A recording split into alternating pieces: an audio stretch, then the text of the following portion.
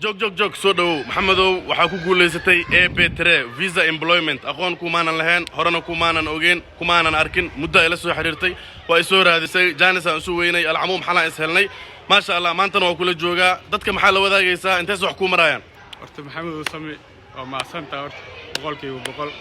waa ku guulaystay barnaamijka AB3 hadda barnaamijka oo ii socdaa warqadii oo shaqada waa lii soo diray fiisada waqti warqadda aan ku dalban lahaan waa diyaarsaday hadda dir rabaa